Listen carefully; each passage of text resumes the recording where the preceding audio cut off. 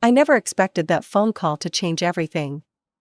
There I was, sitting in my office on the 14th floor, reviewing quarterly reports like any other Tuesday morning, when my phone lit up with my mother's number. I almost dropped my coffee mug. She hadn't called me in years. "Laura, is that you?" Her voice sounded different, strained. "Yes, Mom, what's wrong?" I tried to keep my voice neutral, professional. After all, I was at work, and being a department head at 29 meant maintaining composure, no matter what. "Your father, he passed away yesterday. The funeral is in 3 days." The words hit me like a punch to the gut. Dad was gone? And they waited until now to tell me? I gripped the edge of my desk, grateful that I had splurged on this downtown apartment with its private office space. "What happened?" I managed to ask. "Heart attack." He was at work, of course. Her voice trailed off, and I could hear my sister Sarah's distinctive sobbing in the background. Of course he was at work. He was always working, trying to support them both, my unemployed mother and my 23-year-old sister who had never held a job in her life. I felt anger rising in my throat but swallowed it down. Why wasn't I informed when it happened? We were in shock, Laura. Everything happened so fast. She paused. "The funeral is on Friday at 2 p.m. Will you come?" Would I come? He was my father, the only one who had supported me when I decided to move out and live on my own. The only one who had celebrated with me when I graduated from college, while Mom and Sarah were too busy shopping for Sarah's prom dress. The only one who called me regularly, even if it meant sneaking away during his lunch break to do so. "Of course I'll be there," I said firmly. After hanging up, I sat there staring at the city skyline through my window. Memories flooded back, of how Mom always favored Sarah, of all the times I was pushed aside. Like when I made the debate team in high school, but Mom skipped my first competition to take Sarah to her dance recital. Or when I got my first job at 16, and instead of being proud, Mom complained that I wouldn't have time to help Sarah with her homework anymore. That's why I left as soon as I could. Got myself through college with scholarships and part-time jobs, found an apartment in the city center, and worked my way up in the company. Dad understood. He would visit me when he could, always bringing small gifts and proud smiles. Now he was gone. The funeral home was packed with people I barely recognized. Distant relatives, Dad's coworkers, old family friends, all of them gathered to say goodbye to the man who had worked himself to death at 54. I stood near the back, watching as people approached Mom and Sarah, who were stationed front and center, accepting condolences with tears streaming down their faces. "Oh, Margaret," Aunt Susan was saying to Mom, clutching her hand. "If you need anything at all." Mom dabbed at her eyes with a tissue. "It's going to be so hard without Richard. He was our only source of income, you know. I don't know how we'll manage now." I felt my jaw clench. Sarah let out another dramatic sob, and 3 more relatives rushed to comfort her. I couldn't help but notice her perfectly styled hair and manicured nails. Apparently, being unemployed had its perks. "He worked so hard for us," Mom continued, her voice carrying across the room. "Now it's just me and Sarah, with no income." I had to step outside for a moment. The cool air helped calm my rising anger. Dad had called me just 2 weeks ago, sounding more tired than usual. "Just finished my second shift," he'd said. "Got to keep the girls comfortable, you know." I should have said something then. Back inside, I endured 2 more hours of Mom's performance about their financial struggles. Sarah played her part perfectly, looking helpless and devastated. Neither of them mentioned that they'd had years to find jobs of their own. Finally, the last guests were leaving. I was about to grab my coat when Mom called out, "Laura, wait, we need to talk." I followed them into the kitchen, where Mom suddenly turned to me with tears in her eyes. "Laura, I know things haven't been good between us. I know I ignored you, always favored Sarah." Behind her, Sarah rolled her eyes and made a face. "But your father's death has shown me how fragile life is. We need to put aside our differences and be a family again." I wanted to scream at her. Tell her that Dad might still be alive if he hadn't worked double shifts to support their lazy lifestyle. That while I was building my career, they were living off his sweat and sacrifice. The words burned in my throat, but I swallowed them. This wasn't the time or place. Instead, I asked bluntly, "Why now, Mom? Is this about money?" Her face transformed into a mask of hurt. "How could you think that? Your father left us the house and some savings. We'll manage for now. I just want my daughter back." "I'm not against reconciling," I said carefully, "but maybe we should take it slow. Build trust gradually." "Of course, dear," Mom replied. "Whatever you think is best." The drive back to my apartment was a blur. As I sat in my living room, staring at the city lights, I found myself wondering if maybe Mom was right. Maybe Dad's death was a wake-up call. Maybe we could repair our relationship.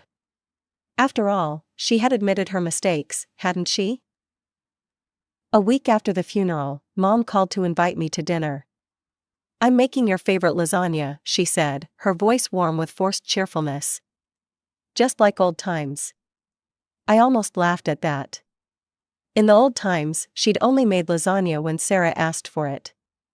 But I agreed to come, reminding myself about giving them a chance. The house looked exactly the same as it had during the funeral, except now Dad's shoes were missing from their usual spot by the door. Sarah was sprawled on the couch, scrolling through her phone, barely looking up when I entered. "Everything's so expensive now," Mom sighed, pulling the lasagna from the oven. I nearly fainted when I saw the grocery bill. And don't get me started on the utilities. The electric company must think we're made of money. I watched her arrange the food on plates, all new ones, I noticed. "Have you started looking for work yet?" I asked, trying to keep my voice neutral.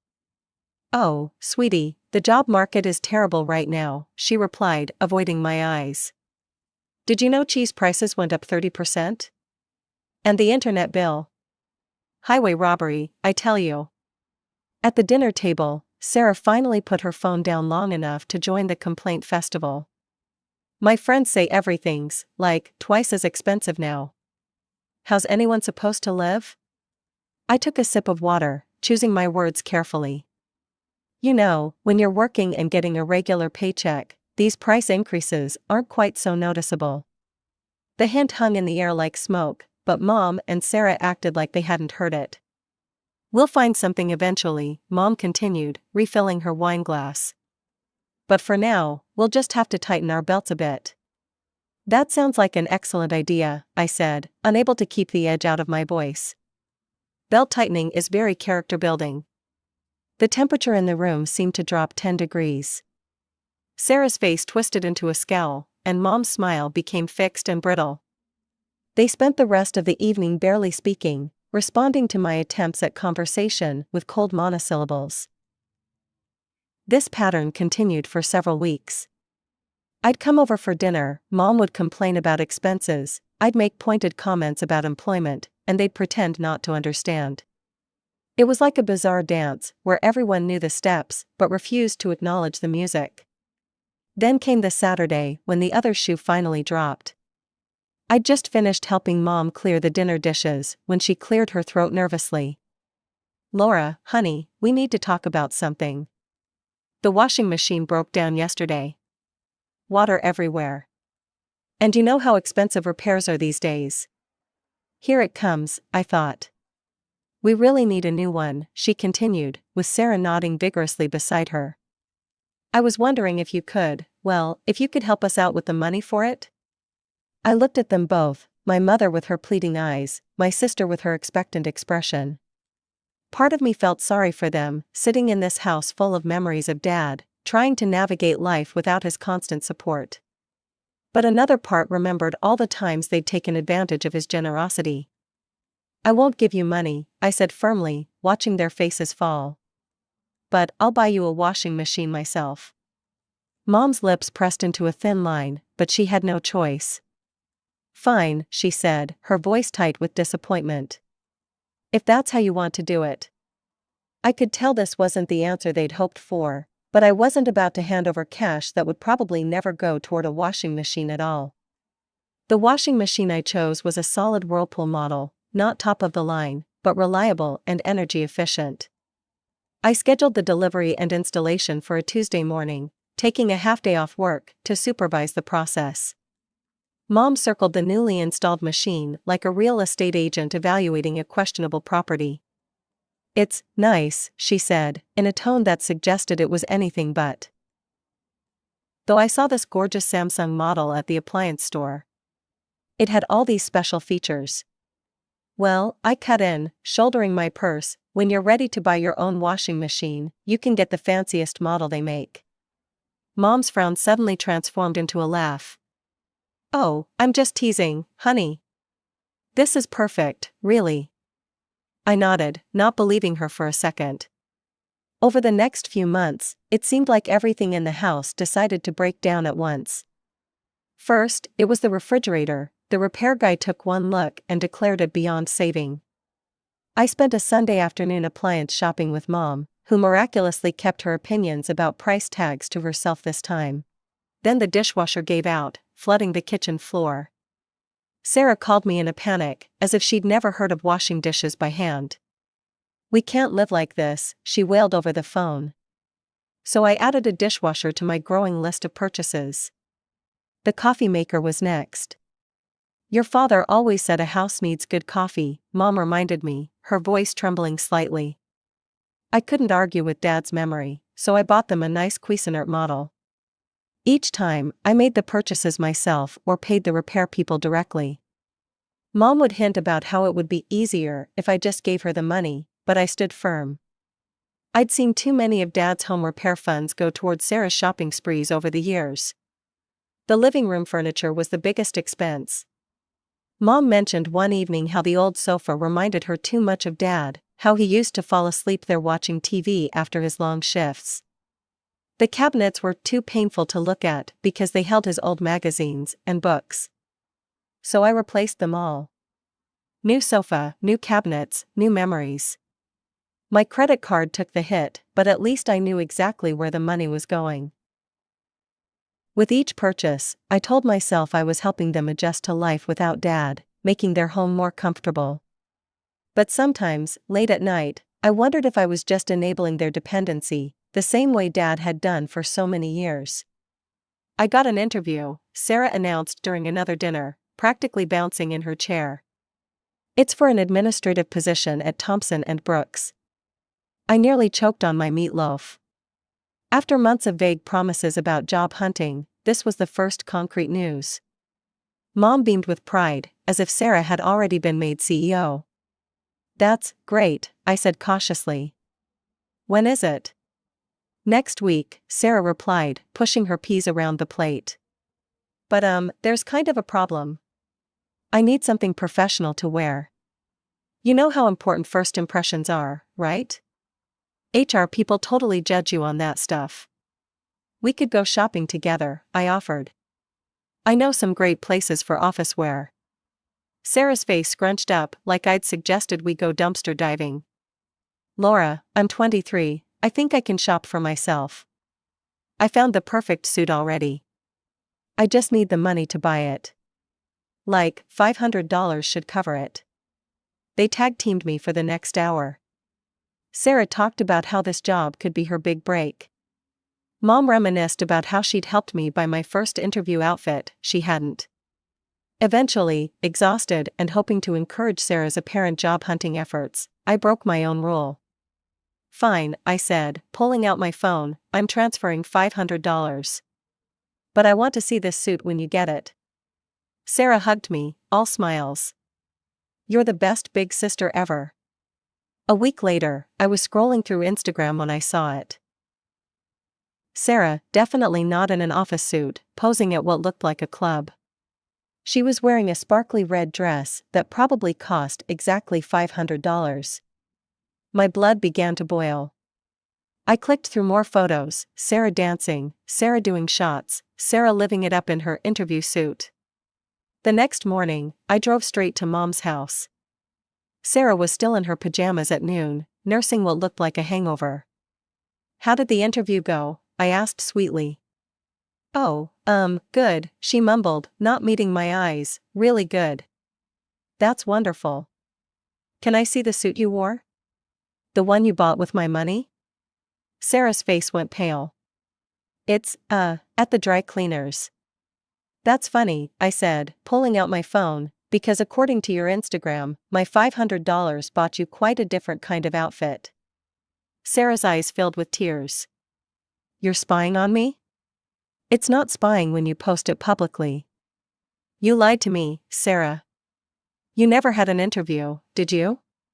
You're so mean, she wailed. I needed that dress. All my friends were going to this party and I gave you that money for a job interview. Laura, Mom cut in, don't be so hard on her. She's young, she needs to have some fun too. That was it, the last straw. I'm done, I said, my voice shaking. I'm done buying your appliances, I'm done fixing your house, and I'm definitely done giving you money for fake job interviews. You're on your own. I walked out, slamming the door on their protests. As I drove away, I could feel years of resentment bubbling up. They would never change. They would always be looking for the next handout, the next excuse, the next lie. For 3 weeks, I ignored every call, text, and voicemail from Mom and Sarah. Each time their names popped up on my phone, I felt a mixture of anger and relief, anger at their betrayal, relief at not having to deal with their drama anymore. Then December arrived, bringing with it the first snow and memories of past family Christmases.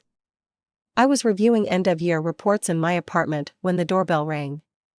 Opening the door, I found Mom standing there, wrapped in Dad's old winter coat. Laura, she said softly, can we talk? I hesitated, but the sight of Dad's coat made my throat tight. He'd worn it to every one of my school events, every parent-teacher conference he attended alone, because Mom was busy with Sarah. Christmas is coming, Mom continued, her breath visible in the cold hallway. Your father always said holidays were for family. She was right about that, it was one of Dad's favorite sayings. Sarah peeked out from behind Mom, looking uncharacteristically subdued. Please, Mom's voice cracked. Just 5 minutes? I stepped aside to let them in, already wondering if I was making a mistake. They settled onto my couch while I went to make tea, Dad's solution for everything. The familiar ritual of brewing and pouring helped calm my nerves. We miss you, Mom said as I handed her a cup. The house feels empty without you visiting. Sarah nodded, clutching her teacup. I'm sorry about the dress thing, she mumbled. I shouldn't have lied. I sat down, watching the steam rise from my tea. The anger that had sustained me for weeks felt distant now, replaced by a weary sadness. Maybe Dad would have wanted us to try again. Maybe the holidays were a time for second chances. I just want us to be a real family again, Mom said, reaching for my hand. Your father would have hated seeing us like this. We spent the next hour talking, really talking, for what felt like the first time in years. Mom shared stories about Dad that I'd never heard before. Sarah showed me pictures from her actual job search, or so she claimed. It felt nice. Normal. Like maybe we could build something new from the ashes of our old relationships. The next day at work, my phone buzzed with a notification from my bank app. A charge for $300 at Nordstrom. Before I could process what I was seeing, another notification, $450 at Saks. My hands shaking, I opened the app. Purchase after purchase at high-end clothing stores, all within the last hour. I immediately called the bank. Yes, I need to report fraudulent charges and block my card immediately, I said, my voice tight with fury. After confirming the card was blocked, I scrolled through the charges again. Then I remembered, Sarah had asked to use my bathroom before they left yesterday. She must have gone through my purse while she was in there. I checked the time, 3:45 p.m. The workday wouldn't end for another 2 hours, but this couldn't wait. I gathered my things, told my assistant I had a family emergency, and headed for my car. I burst through the front door without knocking, my hands shaking with rage. Sarah was sprawled on the new sofa I'd bought them, surrounded by shopping bags from high-end stores. She barely looked up from her phone. "Give me back my credit card," I demanded, my voice trembling. "Now." Mom hurried in from the kitchen, wiping her hands on a dish towel. "Laura, honey, why are you making such a scene?" "She stole from me, Mom. She went through my purse yesterday and took my credit card." Sarah rolled her eyes and reached into her designer purse, probably purchased with my stolen card, and pulled out my credit card. "Fine, here's your precious card back. I just needed some stuff for the Christmas party, and you're always so stingy lately." I snatched the card from her hand. "Stingy?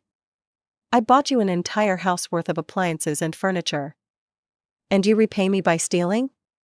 "Don't call your sister a thief." Mom stepped between us, her face flushed. "She just needed some nice clothes for the holidays. If you weren't so selfish with your money, she wouldn't have had to take matters into her own hands." I looked at them, really looked at them. My mother, standing there self-righteous and entitled, defending theft as if it were perfectly normal. Sarah, surrounded by evidence of her crime, playing the victim as always. They were sitting on the sofa I bought, in front of the TV I paid for, probably planning to make coffee later in the coffee maker I purchased. And suddenly, something clicked in my mind. A plan began to form. I took a deep breath and forced a smile. "You know what, Mom? Maybe you're right. Maybe I have been too rigid about money. It is Christmas, after all. In fact, why don't we have Christmas here this year? With all the relatives?" Mom's face lit up. "Oh, honey, that would be wonderful. I'll call everyone right away. We can do it on Christmas Eve, just like when you were little." Over the next few days, I played my part perfectly. When Mom called to discuss holiday plans, I enthusiastically agreed to everything. I even arrived early on December 24th, dressed in my best holiday outfit. "We need to get some last-minute things for the party," Mom said. "Would you mind?" Of course, I pulled out my wallet and handed them several $100s. "Get whatever you need." They practically ran to their car, probably afraid I'd change my mind. As soon as they turned the corner, I pulled out my phone. "Yes, this is Laura Wilson, the movers can come now." I'd arranged everything in advance, movers who were willing to work on Christmas Eve, for double pay, a storage unit across town, even a small moving truck. They arrived within minutes, clearly eager to earn their holiday bonus. One by one, every item I'd purchased over the past months was carried out. The washing machine that started it all. The refrigerator. The dishwasher. The coffee maker. The sofa where Sarah had sat counting her stolen goods. The cabinets. Everything. Finally, I placed a small, carefully wrapped box under their Christmas tree.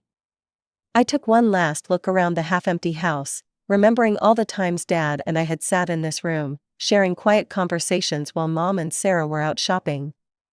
My phone started ringing around 4 in the afternoon. I was sitting in my apartment, enjoying a glass of wine and watching the snow fall outside my window when Mom's hysterical voice exploded through the speaker. "We'd been robbed. Someone broke in and took everything. The washing machine, the fridge, all the furniture, it's all gone. If you hadn't left home." I took another sip of wine. "No one robbed you, Mom. I took it all, everything I bought over the past few months. It's in storage now." "You can't do this," Mom shrieked. "I'm calling the police." I actually laughed at that. "Go ahead. I've got something for you under the tree, by the way. You should open it." I could hear her stomping across the room, the rustle of paper as she tore open the gift. It's just a bunch of receipts." "What kind of stupid gift is this?" "Those aren't just any receipts, Mom. They're proof that I purchased every single item I removed today. Every appliance, every piece of furniture, all paid for by me. The police will be very interested in seeing those, I'm sure. Oh, and while you're at it, you might want to explain Sarah's little credit card shopping spree." You vindictive little, Mom's voice cracked with rage. How dare you do this to us on Christmas Eve? What are we supposed to tell everyone? I don't know, maybe the truth?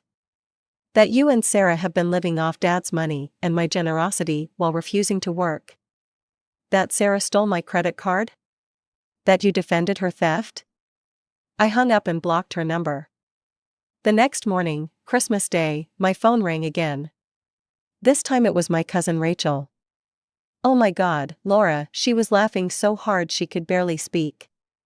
You will not believe what happened last night. Tell me everything. So Aunt Margaret started telling everyone this dramatic story about how ungrateful you were, how you'd stolen all their furniture on Christmas Eve. But then Uncle Bob asked why they hadn't bought their own furniture with all the money they'd saved from not working all these years. And Aunt Susan mentioned how Uncle Richard, your dad, had told her he was working double shifts to support them. I could picture the scene perfectly. Over the next few weeks, the messages poured in, first angry, then pleading, then desperate. Mom claimed they couldn't afford groceries. Sarah swore she'd learned her lesson. They needed to reconcile, they'd changed, they missed me, they loved me. I blocked every new number they used to contact me. Changed my email address. Removed them from all my social media. Sometimes I wonder how they're doing, if they finally found jobs, if they sold the house, if they learned anything from all this. But those thoughts don't keep me up at night anymore.